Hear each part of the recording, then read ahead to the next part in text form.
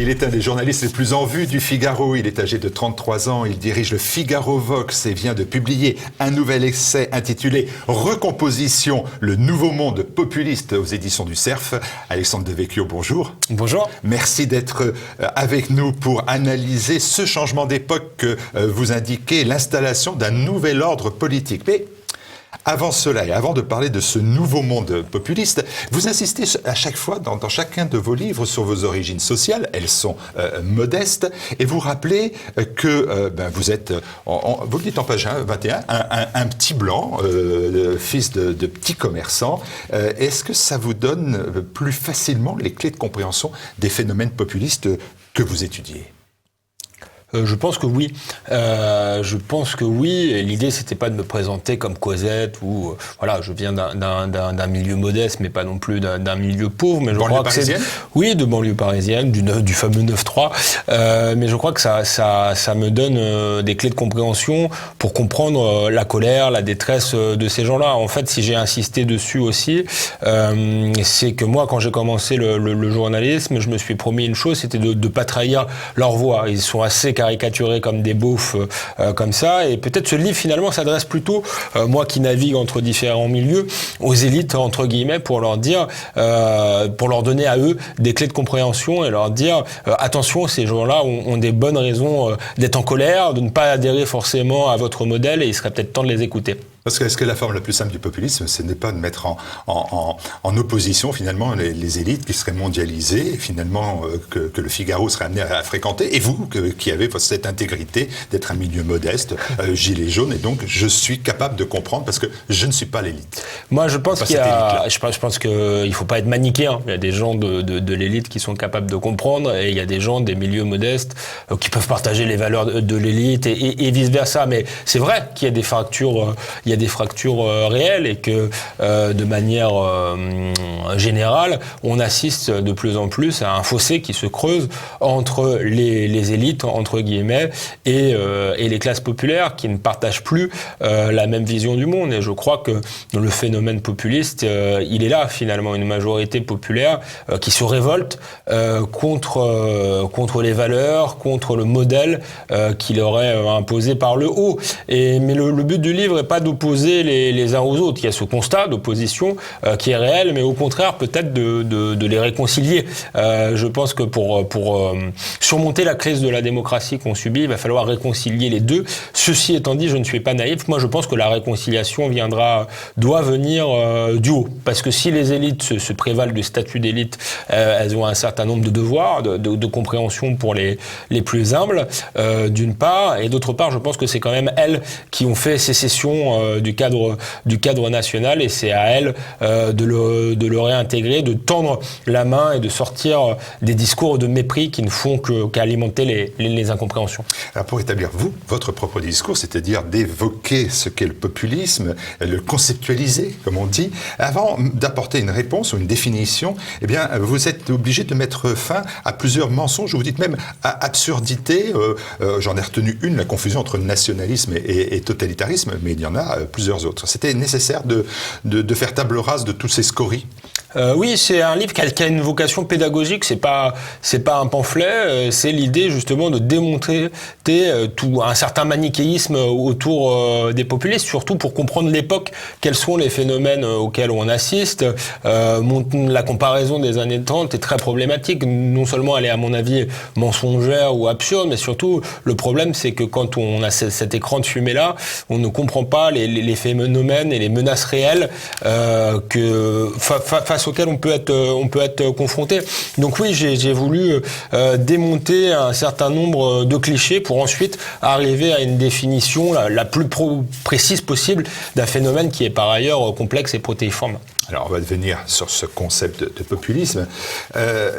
Le populisme n'est pas la résurgence du fascisme et de la dictature, c'est en gros en exerce ce que vous dites dans cet essai. Quelle est la définition qu'on peut donner du populisme ? Vous savez, il y a un gros dictionnaire du populisme, je ne l'ai pas amené, c'est très lourd, il fait 1100 pages, pour expliquer qu'il y a, je crois, 26 conceptions du populisme, 26 familles et 24 conceptions du terme populisme. Alors vous, quelle est votre conception ? Vous avez 15 secondes. Non, moi je crois que c'est surtout un phénomène qui est lié à la globalisation et lié à la paupérisation des classes moyennes, qui sont les grandes perdantes des 40 dernières années, aussi bien sur le plan économique, culturel que démocratique. Elles ont de moins en moins voix au chapitre, même si elles ont le droit de vote, elles ont le sentiment de ne plus être maîtres de leur destin. Et en fait, les populistes sont les instruments de la colère et de la détresse des classes moyennes et populaires qui veulent récupérer leur destin. Donc ça peut se traduire différemment selon les pays, selon les cultures locales. Ça peut prendre la forme de différents leaders, Trump aux États-Unis, Salvini en Italie, mais aussi de mouvements sociaux comme on a pu le voir récemment en France avec les Gilets jaunes. C'est la définition que vous donnez, gouvernement du peuple, par le peuple, pour le peuple, est-ce que c'est suffisant ? Alors, je ne sais pas si c'est la définition que je donne des populistes, mais je rappelle en tout cas que la démocratie, c'est effectivement les institutions, les libertés individuelles, les droits fondamentaux auxquels je suis attaché, mais aussi le gouvernement du peuple, par le peuple et pour le peuple. Et le problème, c'est que les élites ont tendance à oublier totalement cet aspect-là de la démocratie, qui est quand même son cœur, qui est la souveraineté populaire. J'essaie de définir ce qu'est le peuple. Ce que je dis, effectivement, le populisme, c'est le cri de détresse du peuple, mais il faut d'abord définir ce qu'est le peuple. Souvent, on oppose à ceux qui parlent du peuple. Oui, mais le peuple n'existe pas. Il y a plusieurs peuples. J'essaie d'en donner une définition précise. Pardon, je vais être un peu long, mais je crois qu'il y a trois définitions possibles du peuple. Et d'ailleurs, la force des populistes, c'est de parler à ces trois définitions. La première, c'est le peuple en tant que démos, communauté civique. Et justement, je vous disais tout à l'heure que dans un monde globalisé où il y a des institutions supranationales, des juges, des experts, etc., ce peuple démos a l'impression d'être dépossédé ou est dépossédé concrètement de son pouvoir démocratique. Et l'une des forces des populistes, c'est de dire à ce peuple démos, eh bien nous, on va s'adresser directement à vous et on va vous redonner une partie du pouvoir démocratique. Ensuite, les populistes s'adressent au peuple ethnos. Alors là, attention, je ne parle pas de communauté ethnique, mais je parle de communauté culturelle. Je crois qu'un peuple, il est lié par une histoire, des valeurs, des racines, une culture commune. Et là encore, je vous disais, il a l'impression d'être dépossédé de cela sous fond d'une uniformisation planétaire, de multiculturalisme agressif. Et une des forces, encore une fois, des populistes, c'est d'avoir identifié ce problème. Presque tous sont pour la limitation ou l'encadrement la maîtrise, en tout cas, des flux migratoires. Et enfin, la troisième acceptation du terme peuple, c'est plebs, c'est tout simplement les classes populaires, les déshérités. Et pour le coup, les populistes s'adressent en priorité aux classes moyennes et populaires qui ont été paupérisées ces dernières années. Donc voilà, si j'ai une définition un peu précise du populisme à donner, c'est-à-dire c'est les mouvements politiques qui parviennent à s'adresser à ces trois définitions-là du peuple. Alors, vous avez été un petit peu long, mais je vais être un petit peu long aussi dans la question suivante, parce que maintenant je vais essayer de trouver soit vos contradictions, soit ce qui m'apparaît comme étant discutable, ou tout au moins que l'on peut apprécier différemment. Et là, vous indiquez, de manière assez longue d'ailleurs, qu'il y a dans l'actualité en France, finalement, deux mouvements qui ont nourri la vague populiste. D'un côté, la Manif pour tous, et de l'autre côté, et ce n'est pas fini, ni pour l'un ni pour l'autre, les Gilets jaunes. Et à chaque fois, vous dites, c'est la France des invisibles qui est devenue visible. Mais je serais tenté de vous dire que sur le papier peut-être, mais dans la réalité, la Manif pour tous sont des gens qui étaient très visibles, sont des gens de classe moyenne, c'était visible, les médecins, d'autres, beaucoup de monde de ce type-là, donc visibles, mais dont les idées sont invisibles parce que considérées comme non tenables. Et puis les Gilets jaunes, là c'est vraiment la masse invisible, celle qu'on ne voyait plus et qui a été mise sur les ronds-points comme des réserves naturelles. Donc déjà, c'est pas les mêmes populations. Non, sociologiquement, ils sont assez différents. Il y a des classes, pour ce qui est de la Manif pour tous, c'est majoritairement des classes aisées, bourgeoises, ou moyennes supérieures. Et pour les Gilets jaunes, c'est plutôt la classe moyenne inférieure, voire les classes populaires. Mais hormis ces différences sociologiques, je pense qu'il y a des points communs.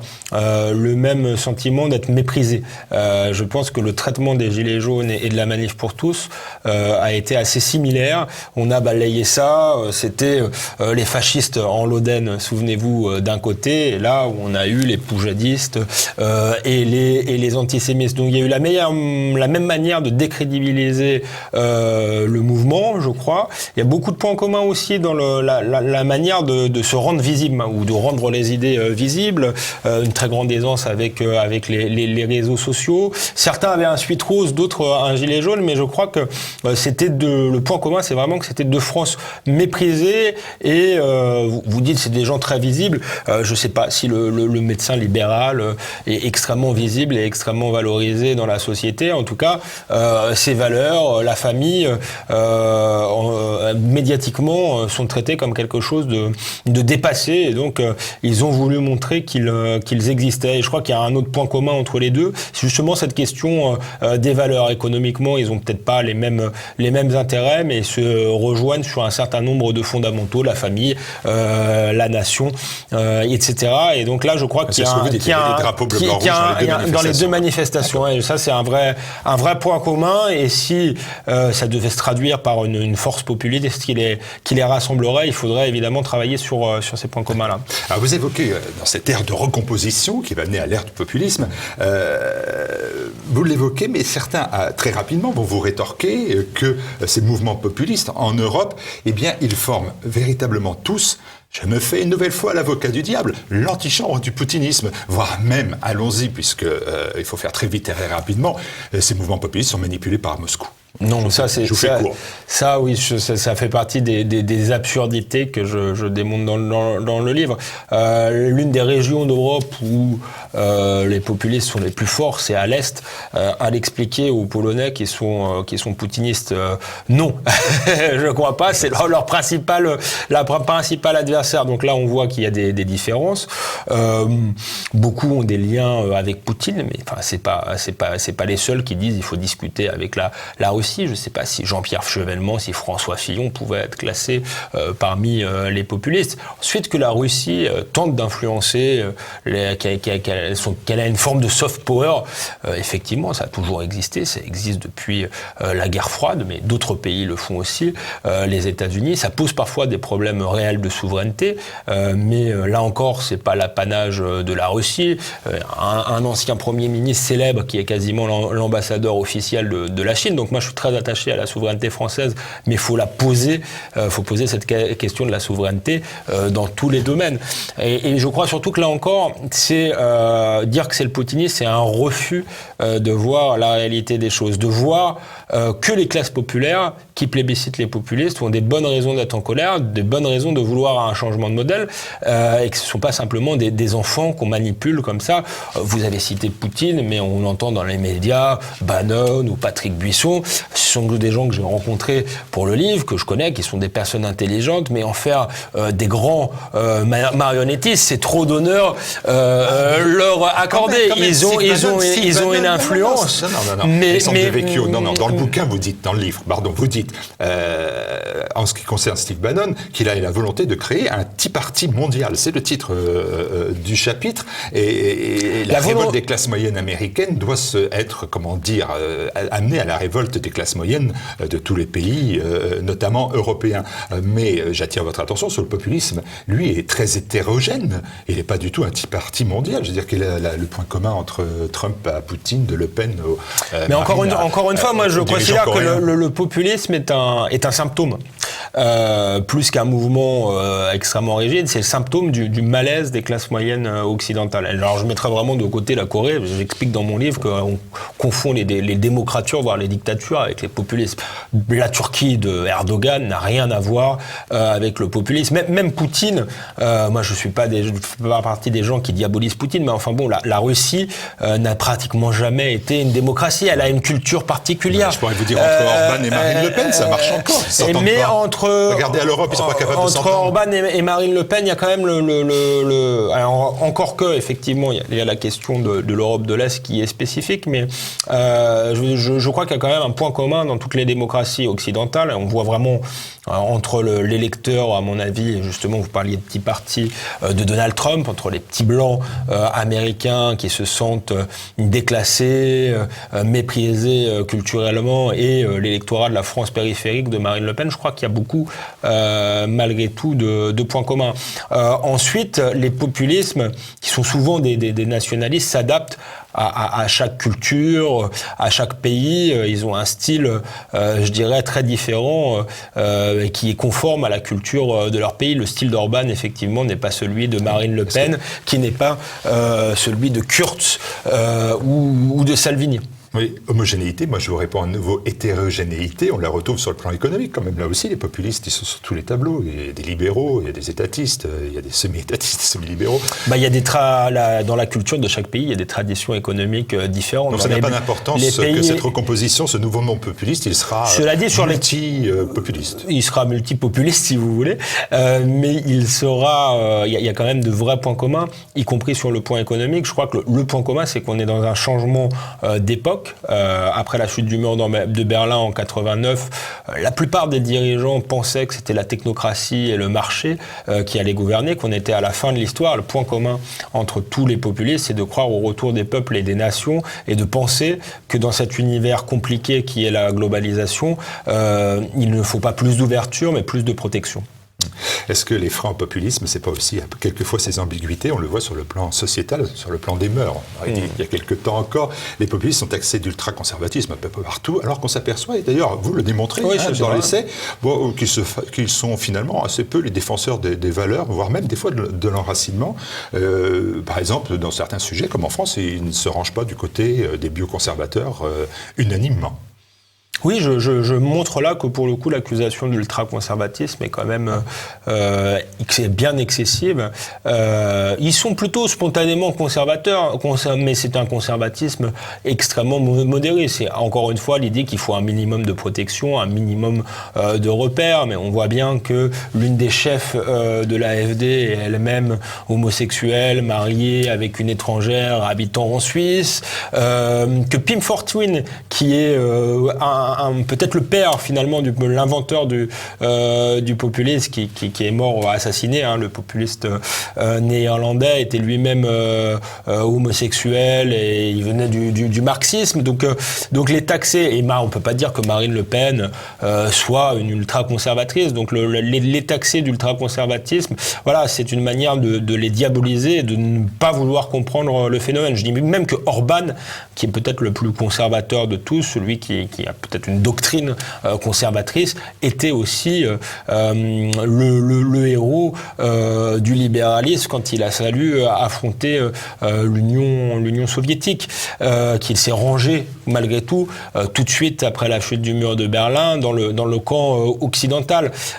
Donc voilà, qu'il y a quand même beaucoup de caricatures là-dedans, et donc voilà, ils sont c'est pas des ultra progressistes, on va dire que leur préoccupation principale, c'est pas les droits des LGBT ou l'écriture inclusive, mais enfin bon, c'est pas des gens qui veulent revenir sur le droit des minorités, sur voilà, un certain nombre de libertés. Au contraire, d'une certaine manière, et c'est tout le paradoxe, face à des mouvements pour le coup ultra réactionnaires comme l'islamisme politique, ce sont plutôt des défenseurs de nos libertés individuelles.